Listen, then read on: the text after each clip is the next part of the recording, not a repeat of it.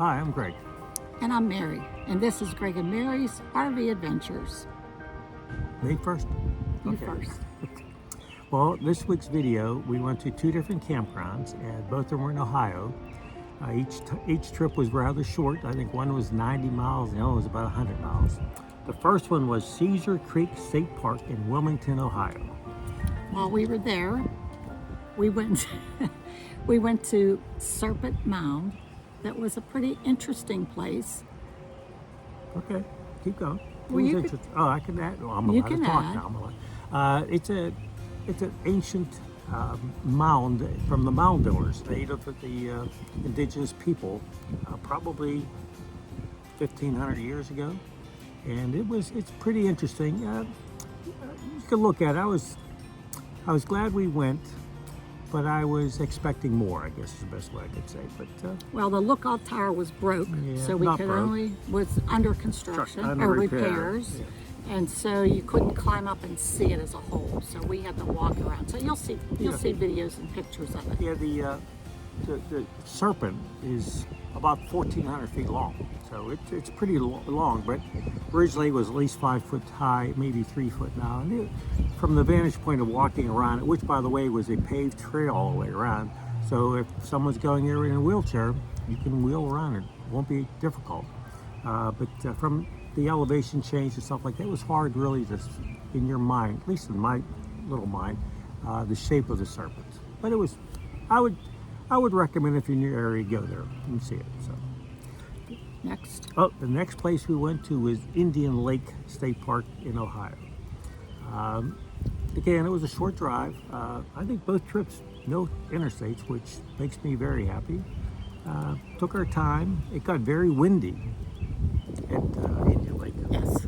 And while we were there, we did find St. Patrick's Church in Bellefontaine, Ohio. Yeah.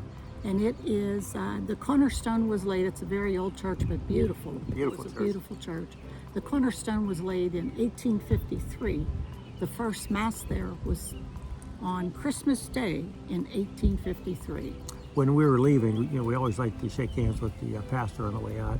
And we mentioned to him how lovely his church was. It was beautiful. And he said they just got done doing a remodeling. It took a year and a half. It just wrapped up. It was, right now, it is the prettiest church I think we've been to. But later on, in another visit, at a different location, there was even a better one. So it was called St. Patrick too. I think it so was. Both were St. Patrick. So. Yes, it was good. Okay. Then we went to something that I wanted to see, and looking at the attractions. Don't ruin it. Don't ruin it. It's an hysterical area. Historical. You said hysterical. Well, it really is hysterical. I mean, when you see it. While we went there to see it, it was kind of hysterical. It was pretty good. You'll see. You'll be impressed. I liked it. Anybody from Pennsylvania will not be impressed, believe me. So. Okay. And then we also went to Will Rogers. No, we didn't. Oh, we didn't. Neil Armstrong. Were you drinking today? No. We went to Neil Armstrong Museum. Yeah, you better go for a walk. I'll wrap this up. The Neil Armstrong Museum, which he was born not far from where the camp was, and it was pretty interesting. And one of the things we did there, I bought some freeze-dried, I guess it's freeze-dried ice cream sandwich, because I wanted to try. They had other options there, but I opted for the ice cream sandwich. Of course. So we tried it, and I kind of liked it. It was okay. Again, it was hard. It was very hard. Crunch into it. But when you leave it in your mouth, it kind of softens up, and it did taste like an ice cream sandwich. Yeah, so if you're ever there, make sure you get the freeze-dried ice cream sandwich. I'd buy just one. I would recommend that for you. Yeah, that's about it, sweetie. Yeah. One other thing I wanted to shout out to my niece, or would she be my great niece maybe? She actually trimmed my hair. Oh yeah, she did. Cameron. And so Cameron. Good job. I asked her to trim my hair, but she says, nah, I can't do that. So that's it for now, and we will see you on the flip side. See, I'm on the right side. See, Thank you. The drive from Mounds Recreation Area in Indiana to Cedar Creek State Park in Ohio was about 110 miles. It should have taken about an hour and a half, but it took more than that for reasons you'll hear later. But no interstates on this trip, and other than the issue we had shortly you'll hear, it was no problem at all. My navigator said, Yep, park office to the left, but I didn't see any sign saying campground, so I kept going straight, which was a mistake. So we ended up getting lost, took the long way around, but finally arrived at Cedar Creek State Park.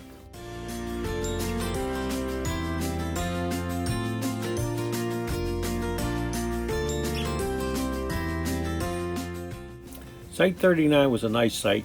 We had full hookups, which is always a plus. We enjoyed our stay here. We were here for only 2 days though. Cedar Creek is characterized by rocky gorges and narrow valleys separated by extensive sections of bottomlands. The earliest migration into the valley date back perhaps 11,000 years. More recent occupations occurred approximately 1000 BC with the advent of the Adena and then Hopewell cultures, referred to as the mound-building Indians. Remnants of many of the ancient works are still evident and are popular tourist attractions. The Serpent Mound is the largest and most significant effigy mound in the world.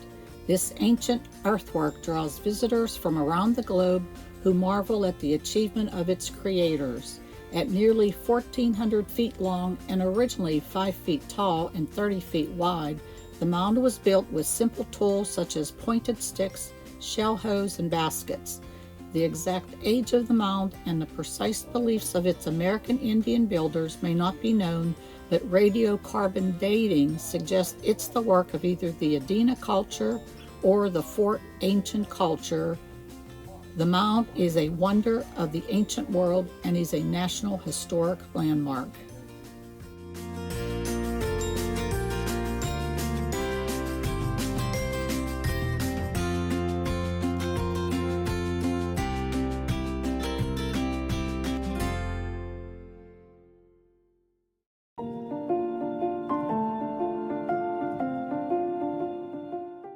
Unfortunately, the observation tower was closed for repairs. I think it would have given spectators a much better view of the size and shape of the Serpent Mound.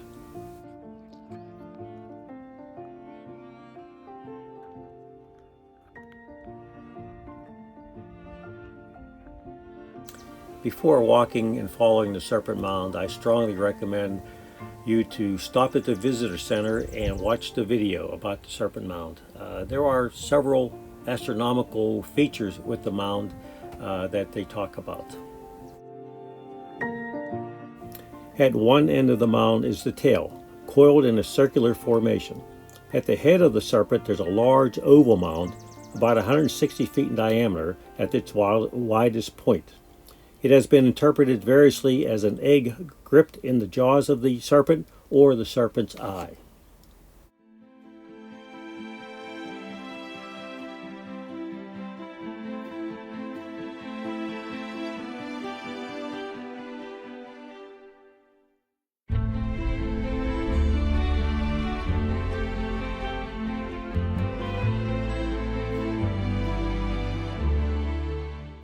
The 54-acre site also includes 2 conical burial mounds built by the American Indian architects, and 1 elliptical burial mound later built by the Fort Ancient culture. It is believed the Serpent Mound was used for ceremonial purposes.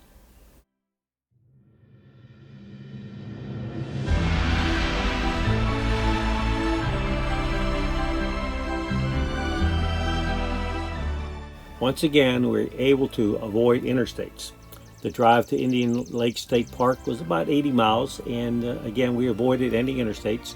We took 380 for quite a while, and then on to 235, which took us all the way up to the state park. We passed through Xenia, Ohio on the way. Xenia, 50 years ago, they had a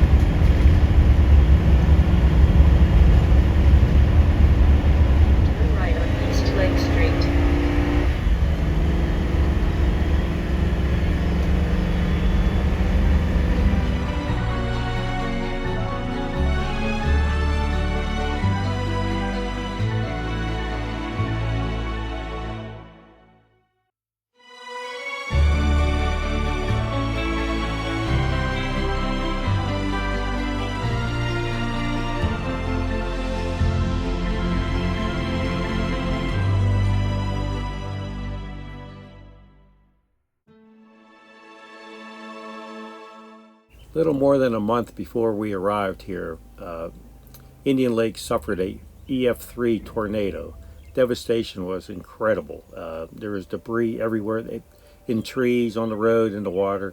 Never been seen where a tornado hit before, but my goodness, the devastation was incredible. Located in west central Ohio, 5,000-acre Indian Lake offers a variety of water-related recreational opportunities. The region of Indian Lake was originally a cluster of natural lakes situated on the Great Miami River. As the continental glaciers left Ohio, chunks of ice broke free, melted, and formed water-filled depressions called kettle lakes.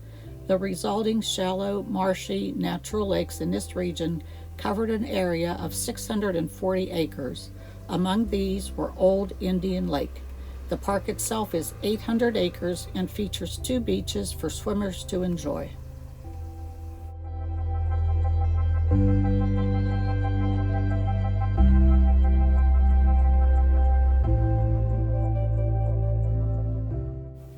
We stayed at Indian Lake for 3 days. We arrived earlier Friday, and it was pretty empty. By Friday evening, it was packed, and even on the entire weekend. We had only water and electric, but fortunately, they must have had 6 dump stations.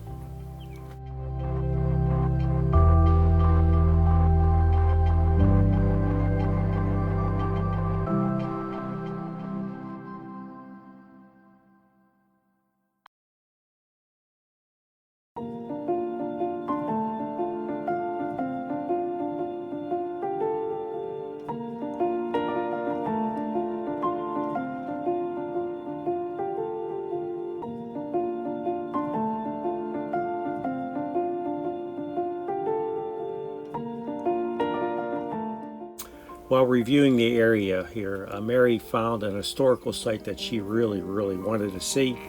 So we drove to Bellefonte and checked it out. Here it is.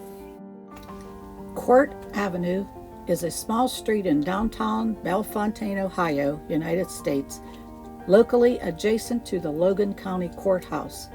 First paved in 1893, it is known for being the first street in the United States to be paved with concrete.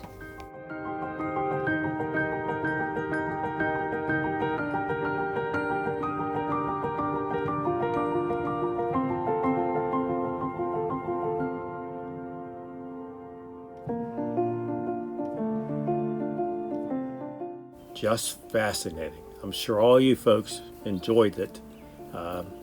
Breathtaking. What else can I say?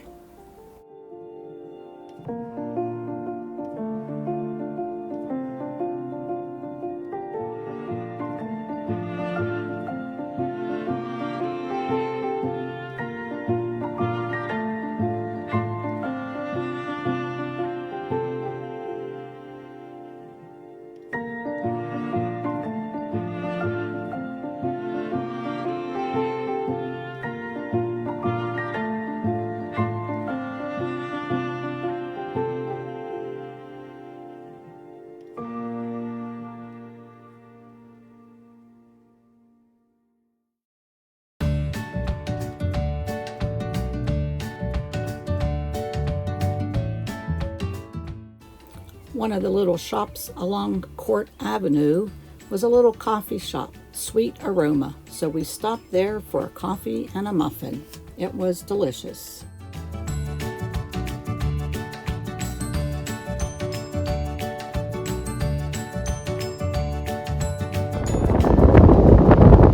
A little bit windy here today. Mary's ponytail sticking straight up.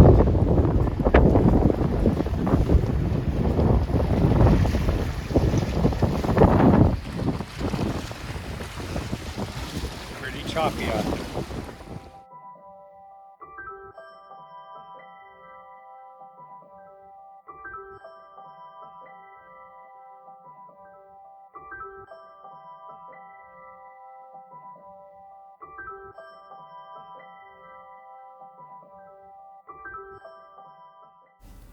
The Armstrong Air and Space Museum is a museum in Wapakoneta, Ohio, the hometown of aviator and astronaut Neil Armstrong, the first man to set foot on the moon. Opened in 1972, the museum chronicles Ohio's contributions to the history of aeronautics and space flight. The museum is home to the original Gemini 8 spacecraft piloted by Armstrong to perform the world's first space docking, 2 of Armstrong's space suits, multiple items from the Apollo program missions, a moon rock brought back during the Apollo 11 mission, and an F-5D Skylancer. The museum has several main galleries that cover space flight history from the early beginnings of the space race to the end of the space era.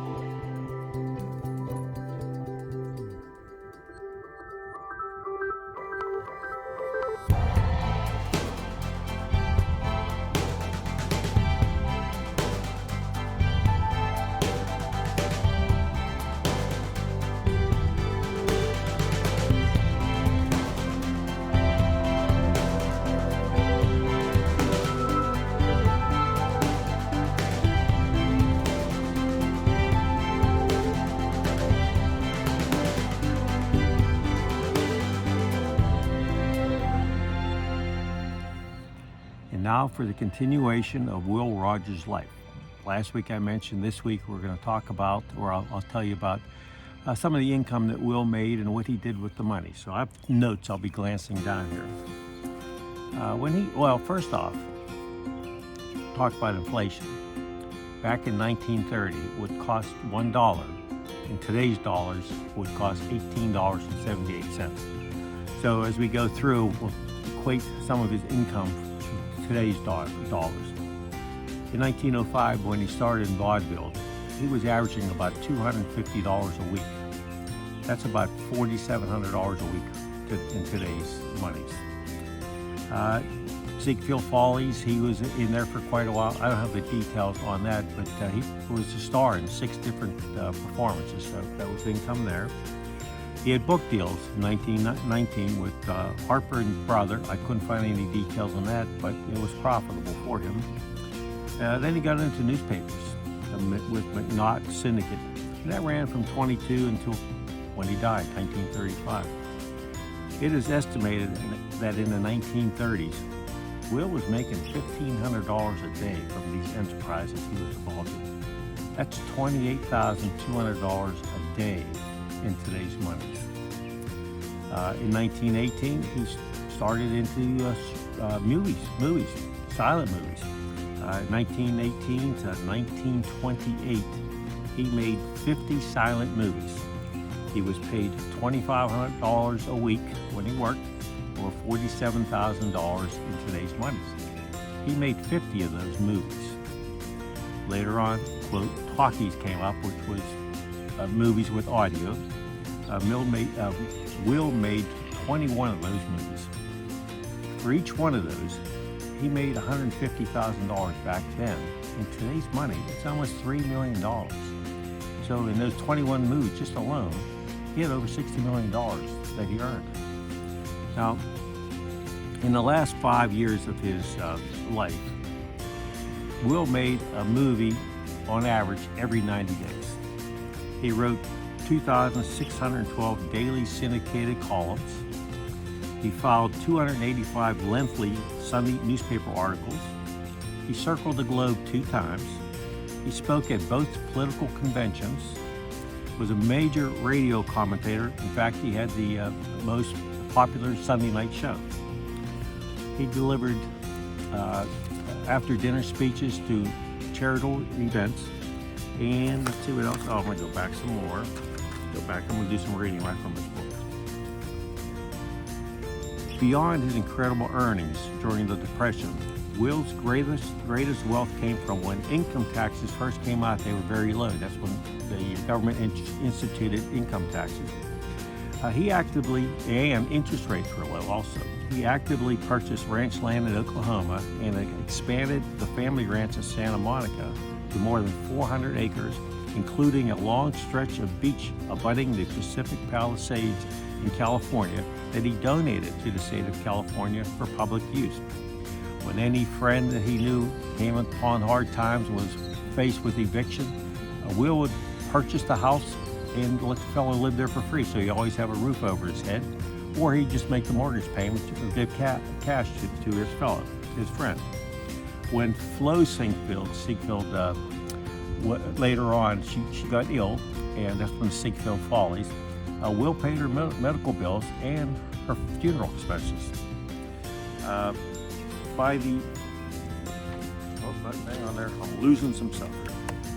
The wind's blowing, I'm sitting outside, I'm obviously okay. All right, last paragraph. In fact, by October 18th, 1931, 2 years into the worldwide depression, men who had lost their fortunes were leaping from windows, soup lines were common, factories were closed, fathers lost their jobs, hobos roamed the countryside begging for food. Business was just a trickle. Will Rogers financed his own flying tour across the country, staging fundraising shows, and he tossed money into the Red Cross and Salvation Army's war against hunger, poverty, and despair. Amidst the Depression sadness, people across the land gathered radio stations to hear their poverty and plight articulated in Will Rogers' easily understood words. He offered cheer and hope and laughter. So he's quite a remarkable man. At one point, he influenced both political parties. He made jokes of both political parties. He criticized them. People really looked up to him. And again, there was maybe 122 million people in the country back then. He touched many, many of their lives. So next week, I don't know what we're going to do. Continue reading and making notes about Will Rogers' life, and eventually we're going to come to his tragic death, and that'll be sad. I mean, the country lost a great man then. So that's it for now. Stay tuned for the quotes of the week. Thank you. Once again, it's time for Will Rogers' quotes of the week, and I'm going to go first today. Quote: "People want just taxes more than they want lower taxes. They want to know that every man is paying his proportionate share according to his wealth," which is what I always ask the question, how much is enough? And now it's Mary's turn. Let me get back to her so she doesn't yell at me. Oh, it's getting windy. We just watched notes, so she's going to be in trouble. Okay. My quote has to do with the medical profession. How many times have you gone to the doctor and he quizzes you on all your symptoms? Get that paper. I'll get that paper. Mary's a nurse, retired nurse. Okay, good. But anyway, Will's quote is, in quotes, "The best doctor in the world is the veterinarian. He can't ask his patients what's the matter. He just gotta know." How about if our doctors could just figure out what's wrong with us when we show up in the office? They might ask you to park. Yeah. So, thanks for watching. Leave your comments below. And Don't forget. see you next video. See you next week. Bye. Bye.